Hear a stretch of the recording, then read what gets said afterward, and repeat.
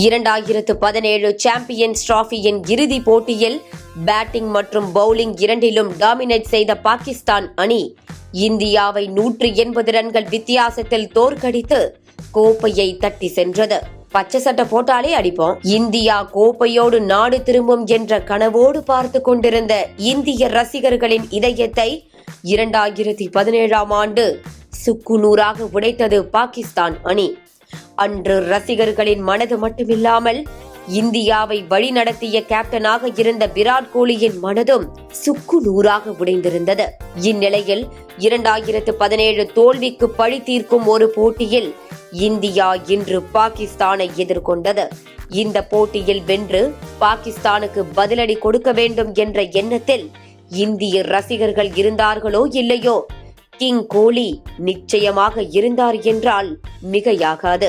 போட்டிக்கு முன்னதாக மற்ற வீரர்களை விட நீண்ட நேரம் நெட்ஸில் பயிற்சி மேற்கொண்ட விராட் கோலி பயிற்சிக்கு பிறகும் சக வீரர்களுடன் நீண்ட நேரம் ஆலோசனை வழங்கியதை நம்மால் பார்க்க முடிந்தது.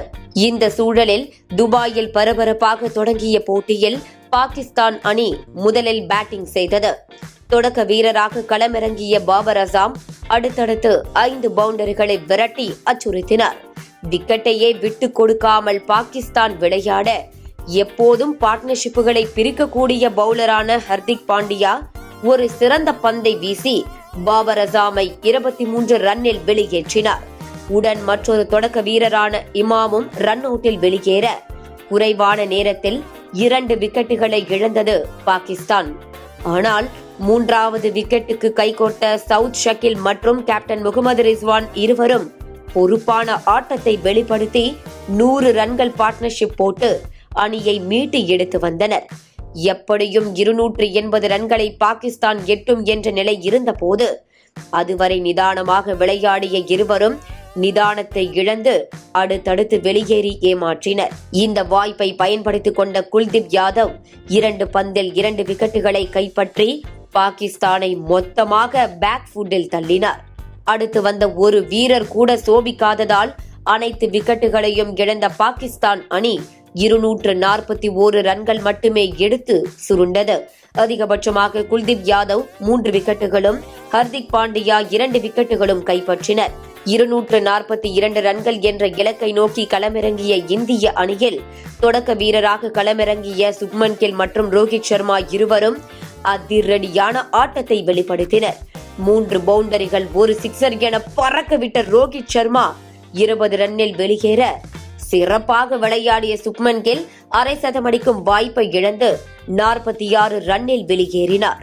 அதற்கு பிறகு கைகோர்த்த விராட் கோலி மற்றும் ஸ்ரேயாஸ் ஐயர் இருவரும் பொறுப்பான ஆட்டத்தை வெளிப்படுத்தி 100 ரன்கள் பார்ட்னர்ஷிப் போட்டு அசத்த பாகிஸ்தான் அணியின் தோல்வி கிட்டத்தட்ட உறுதியானது. அரை சதம் விளாசிய ஸ்ரேயாஸ் 56 ரன்னில் அவுட்டாக இறுதி வரை நிலைத்து நின்று ஆடிய கிங் கோலி 7 பவுண்டரிகளுடன் தன்னுடைய 51வது ஒருநாள் சதம் அடித்து அசத்தினார்.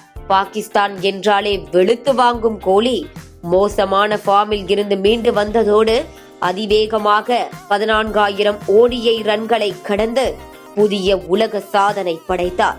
அது மட்டுமில்லாமல் ஒரு ஃபார்மேட்டில் அதிக சதங்கள் அடித்திருந்த சச்சின் சாதனையை சமன் செய்து அசத்தினார் கோலி.